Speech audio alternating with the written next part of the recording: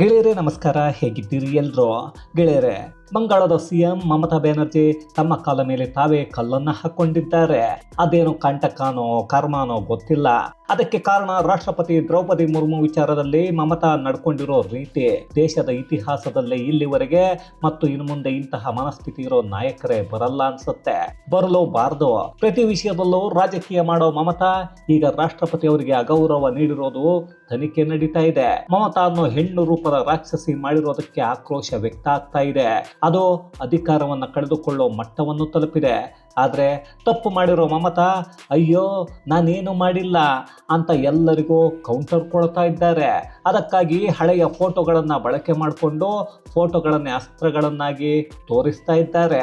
ಹಾಗಾದ್ರೆ ಮಮತಾ ಅನ್ನೋ ಹೆಣ್ಣು ರೂಪದ ರಾಕ್ಷಸಿ ಮಾಡಿದ್ದೇನೋ, ರಾಷ್ಟ್ರಪತಿಗೆ ಅಗೌರವ ತೋರಿದ್ದೇಗೆ, ಈಗ ನಡೀತಾ ಇರೋದೇನೋ ಅದನ್ನ ಮಮತಾ ಸಮರ್ಥನೆ ಮಾಡಿಕೊಳ್ತಾ ಇರೋದ್ಯಾಕೆ, ಮುಂದೆ ಮಮತಾ ರಾಜಕೀಯ ಭವಿಷ್ಯ ಏನೋ ಎಲ್ಲವನ್ನ ಈ ವಿಡಿಯೋದಲ್ಲಿ ನೋಡ್ಕೊಂಡು ಬರೋಣ ಬನ್ನಿ.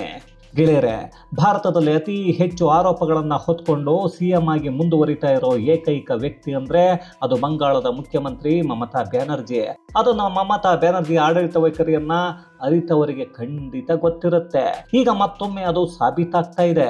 ನಾನೇ ಸರಿ, ನಾನು ಮಾಡಿದ್ದೇ ಸರಿ, ನಾನು ನಡೆದದ್ದೇ ದಾರಿ, ನನ್ನದೇ ಆಟ, ನನಗೆ ಭಾರತದಲ್ಲಿ ಏನು ಹೇಳೋ ಆಗಿಲ್ಲ, ನಾನು ಯಾವುದೋ ಬೇರೆ ದೇಶದಲ್ಲಿದ್ದೀನಿ, ನನ್ನ ಇಷ್ಟಕ್ಕೆ ತಕ್ಕ ಹಾಗೆ ನಾನು ಇರ್ತೀನಿ ಅನ್ನೋ ಹಾಗೆ ಯಾವುದೇ ವ್ಯಕ್ತಿ ಇರಬಹುದು. ಅಂದರೆ ಅದು ಅವರವರ ಮನೆಯ ಒಳಗೆ ಮಾತ್ರ. ಅದನ್ನೇ ಸಾರ್ವಜನಿಕ ಜೀವನದಲ್ಲಿ ಮಾಡ್ತೀನಿ ಅಂದರೆ ಎಂತಹ ಅಯೋಗ್ಯ ಆದರೂ, ಭಿಕ್ಷೆ ಬಿಡೋ ಭಿಕ್ಷುಕ ಆದರೂ ಅದನ್ನು ಒಪ್ಪಿಕೊಳ್ಳಲ್ಲ. ಭಾರತದಲ್ಲಿ ಬಹಳಷ್ಟು ಅದ್ಭುತವಾದ ಆಡಳಿತ ನಡೆಸಿದವರು ಕೂಡ ಹುಚ್ಚು ನಾಯಿಯ ಹಾಗೆ ಆಡದೆ ಯಾವುದನ್ನು ಮಾಡಬೇಕು ಯಾವುದನ್ನು ಮಾಡಬಾರ್ದು ಅಂತ ತಲೆಯಲ್ಲಿ ಬುದ್ಧಿಯನ್ನು ಇಟ್ಕೊಂಡು ಆಡಳಿತ ನಡೆಸ್ತಾರೆ.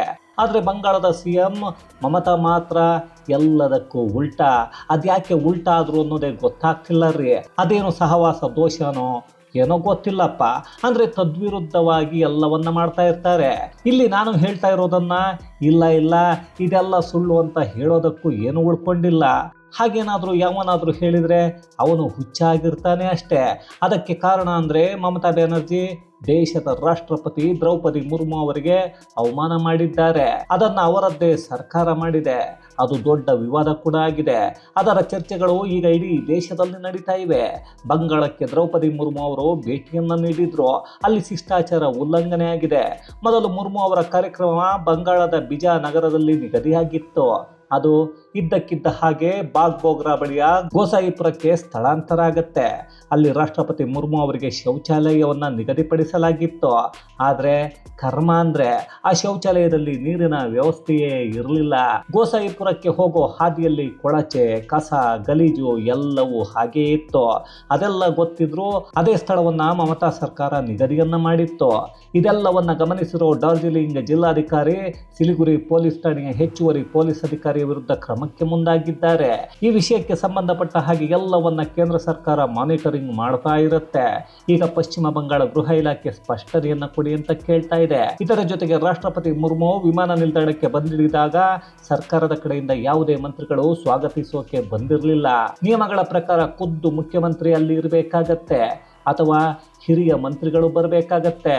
ಆದರೆ ಮುಖ್ಯಮಂತ್ರಿ ಆಗಿರೋ ಮಮತಾ ಬ್ಯಾನರ್ಜಿ ಬರೋದು ಹಾಳಾಗಿ ಹೋಗ್ಲಿ, ಅವರ ಸರ್ಕಾರದ ಯಾವುದೇ ಕಂತ್ರಿ ಮಂತ್ರಿಗಳು ಬರಲಿಲ್ಲ ಅನ್ನೋದೇ ಇಲ್ಲಿ ದೊಡ್ಡ ವಿಚಾರ. ಇಲ್ಲಿ ಇನ್ನೂ ಒಂದು ಕುತಂತ್ರ ಅಂದರೆ ಅಲ್ಲಿಗೆ ರಾಷ್ಟ್ರಪತಿ ಮುರ್ಮು ಬಂದಿದ್ದೆ ಆದಿವಾಸಿ ಸಮುದಾಯವನ್ನ ಭೇಟಿಯಾಗೋಕೆ. ಆದಿವಾಸಿ ಸಮುದಾಯಗಳನ್ನ ಭೇಟಿ ಮಾಡೋಕೆ ಒಬ್ಬರು ರಾಷ್ಟ್ರಪತಿ ಬಂದ್ರೆ ಅಂತಹ ಜಾಗಗಳಲ್ಲೇ ಕಾರ್ಯಕ್ರಮ ಆಯೋಜನೆ ಆಗಬೇಕಿತ್ತು. ಆದರೆ ಮುರ್ಮು ಬರೋದಕ್ಕೆ ಆಗದಷ್ಟು ದೂರಕ್ಕೆ ಕಾರ್ಯಕ್ರಮವನ್ನು ಮಮತಾ ಸರ್ಕಾರ ಸ್ಥಳಾಂತರ ಮಾಡುತ್ತೆ. ಅಂದರೆ ಅದೆಂಥ ಕಂತ್ರಿ ಬುದ್ಧಿ ಇರಬೇಕು, ಅದೆಂಥ ಚಿಲ್ಲರೆ ಮನುಷ್ಯರು ಮಾಡೋ ಚಿಲ್ಲರೆ ಮುಖ್ಯಮಂತ್ರಿ ಆಗಿರಬೇಕು. ಹಾಗಂತ ಮಮತಾ ಬ್ಯಾನರ್ಜಿ ಸರ್ಕಾರದಿಂದ ಇಂತಹ ಕೆಲಸ ಆಗ್ತಾ ಇರೋದು ಇದು ಮೊದಲ ಸಲ ಏನಲ್ಲ. ಈ ಹಿಂದೆ ಕೂಡ ಬೇಕಾದಷ್ಟು ಸಲ ಇಂಥದ್ದೇ ಘಟನೆಗಳು ನಡೆದಿವೆ. ಅದೇ ರೀತಿ ಸುಮ್ಮನಾಗ್ತಾರೆ ಅಂತ ನಾಟಕ ಮಾಡೋಕೆ ಮಮತಾ ನಾಟಕ ಮಾಡಿ ತಂತ್ರಿ ಕುತಂತ್ರ ಬುದ್ಧಿಯನ್ನ ತೋರಿಸೋಕೆ ಮುಂದಾಗಿದ್ರು. ಆದರೆ ಈ ವಿಚಾರ ಪ್ರಧಾನಿ ಮೋದಿ ಅವರ ಗಮನಕ್ಕೆ ಹೋಗಿದ್ದೇ ತಡ. ಪ್ರಧಾನಿ ಮೋದಿ ಆಕ್ರೋಶವನ್ನು ಹೊರಹಾಕಿದ್ದಾರೆ. ಜೊತೆಗೆ ಈ ಘಟನೆಯನ್ನು ಸೀರಿಯಸ್ ಆಗಿ ತೆಗೆದುಕೊಂಡಿದ್ದಾರೆ. ಈ ಘಟನೆಯ ಬಗ್ಗೆ ರಾಷ್ಟ್ರಪತಿಗಳು ಬೇಸರವನ್ನು ಹೊರಹಾಕಿ ಹಾಕಿದ್ರು. ಅದಾದ ನಂತರ ಪ್ರಧಾನಿ ಮೋದಿ ಇದು ಅತ್ಯಂತ ನಾಚಿಕೆಗೇಡಿನ ಸಂಗತಿ, ಅಕ್ಷಮ್ಯ ಅಪರಾಧ ಅನ್ನೋದನ್ನ ಹೇಳ್ತಾ ಇದ್ದಾರೆ. ಇಡೀ ದೇಶದ ಜನರಿಗೆ ಪ್ರಜಾಪ್ರಭುತ್ವದ ಮೇಲೆ ನಂಬಿಕೆ ಹೆಚ್ಚಾಗಿದ್ದು ಆದಿವಾಸಿ ಸಮುದಾಯದ ಅಭಿವೃದ್ಧಿ ಶುರುವಾದ ಮೇಲೆ. ಅದು ಯಾವುದೇ ರಾಜಕಾರಣಿಯ ಆದ್ಯ ಕರ್ತವ್ಯ ಕೂಡ ಹೌದು. ರಾಷ್ಟ್ರಪತಿ ಮುರ್ಮು ಖುದ್ದು ಆದಿವಾಸಿ ಸಮುದಾಯಕ್ಕೆ ಸೇರಿದವರು. ಅದೇ ಕಾರಣಕ್ಕೆ ಅವರದ್ದೇ ಸಮುದಾಯದ ಜನರ ಕಷ್ಟಗಳನ್ನು ತಿಳಿದುಕೊಳ್ಳೋಕೆ ಬಂಗಾಳಕ್ಕೆ ತೆರಳಿದ್ರು. ಆದರೆ ಮಮತಾ ಮಾಡಿದ್ದು ಮಾತ್ರ ಎಡವಟ್ಟು ಮತ್ತು ಕುತಂತ್ರಿ ಕೆಲಸ. ಅದು ಮುರ್ಮು ಅವರಿಗೆ ಬೇಸರವನ್ನುಂಟು ಮಾಡಿದೆ ಅನ್ನೋದನ್ನ ಖುದ್ದು ಪ್ರಧಾನಿ ಹೇಳ್ಕೊಳ್ತಾ ಇದ್ದಾರೆ. ಇಷ್ಟೆಲ್ಲ ಆದರೂ ಮಮತಾ ಸರ್ಕಾರದ ಯಾವನೇ ಮಂತ್ರಿ ಆದರೂ ಇದಕ್ಕೆ ಕಾರಣವನ್ನ ಕೊಡ್ತಾ ಇಲ್ಲ. ಇಲ್ಲಿ TMC ಸರ್ಕಾರ ಎಲ್ಲೆಯನ್ನ ಮೀರಿ ನಡೀತಾ ಇದೆ. ರಾಷ್ಟ್ರಪತಿಗಳಿಗೆ ಆಗಿರೋ ಅವಮಾನಕ್ಕೆ ಬಂಗಾಳ ಸರ್ಕಾರವೇ ನೇರವಾದ ಹೊಣೆ. ಅದಕ್ಕೆ ಕಾರಣ ಅಂದರೆ ತನ್ನ ಜವಾಬ್ದಾರಿಯನ್ನೇ ಮಮತಾ ಸರ್ಕಾರ ಮರೆತಿರೋದೇ ಇಂತಹ ಘಟನೆಗಳಿಗೆ ಕಾರಣ ಮತ್ತು ದುರಾದೃಷ್ಟಕರ. ರಾಷ್ಟ್ರಪತಿ ಹುದ್ದೆ ಅನ್ನೋದು ರಾಜಕೀಯ ಆಟಕ್ಕೆ ಬಳಸಿಕೊಳ್ಳೋ ವಸ್ತು ಅಲ್ಲ. ರಾಜಕೀಯವೇ ಬೇರೆ, ರಾಷ್ಟ್ರಪತಿ ಹುದ್ದೆಯೇ ಬೇರೆ. ಯಾರೇ ಆದರೂ, ಯಾವುದೇ ಪಕ್ಷದ ಮುಖ್ಯಮಂತ್ರಿ ಆದರೂ ಆ ಹುದ್ದೆಗೆ ಗೌರವವನ್ನು ಕೊಡಬೇಕು, ಗೌರವಯುತವಾಗಿ ನಡೆದುಕೊಳ್ಳಬೇಕು.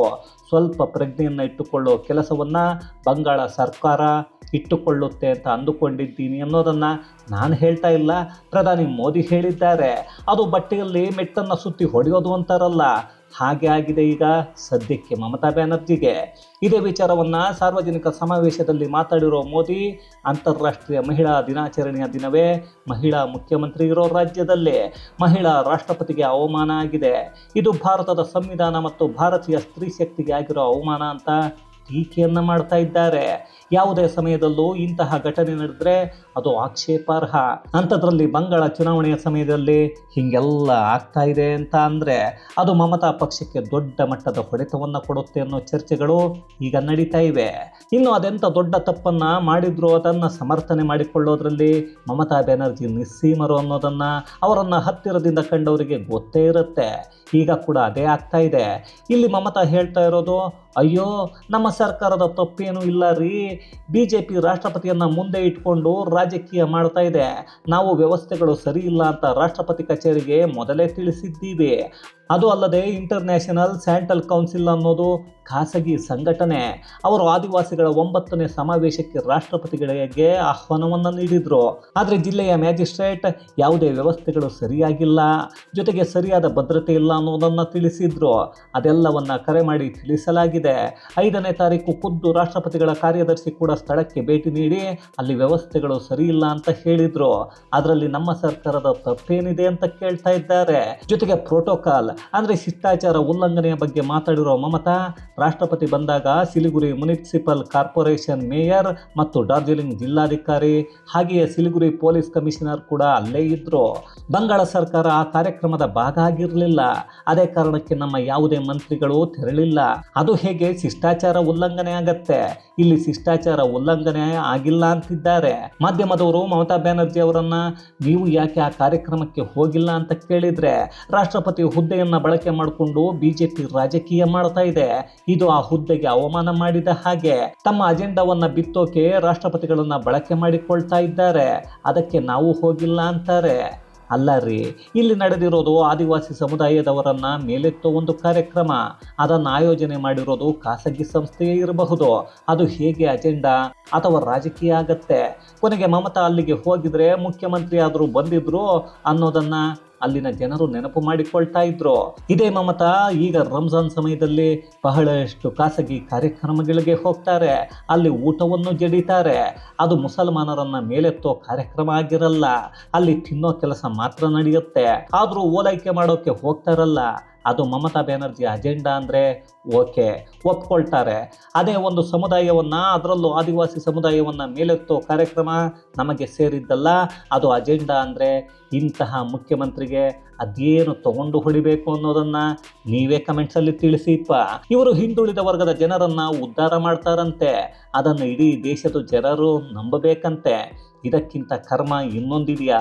ಇಲ್ಲಿ ಮಮತಾ ಬ್ಯಾನರ್ಜಿ ಅದೆಷ್ಟೇ ಸಮರ್ಥನೆ ಕೊಟ್ಟರು ಅದು ರಾಜಕೀಯವಾಗಿ ಹೊಡೆತವನ್ನು ಕೊಡುತ್ತೆ ಅನ್ನೋದು ಮಮತಾಗೆ ಗೊತ್ತಾಯಿತು. ಗೊತ್ತಾದ ತಕ್ಷಣ ಮತ್ತೊಂದು ಅಸ್ತ್ರವನ್ನು ಮಮತಾ ಸರ್ಕಾರ ಪ್ರಯೋಗ ಮಾಡ್ತಾ ಇದೆ. ಪ್ರಧಾನಿ ಮೋದಿ, ಅಡ್ವಾಣಿ ಮತ್ತು ದ್ರೌಪದಿ ಮುರ್ಮು ಇರೋ ಫೋಟೋ ಹುಡುಕಿ ಅದರಲ್ಲಿ ಮುರ್ಮು ಅವರು ನಿಂತು ಅಡ್ವಾಣಿ ಅವರಿಗೆ ಭಾರತ ರತ್ನ ಪ್ರಶಸ್ತಿ ಕೊಡ್ತಾ ಇದ್ರೆ ಪ್ರಧಾನಿ ಮೋದಿ ಪಕ್ಕದಲ್ಲೇ ಕುಳಿತಿದ್ದಾರೆ.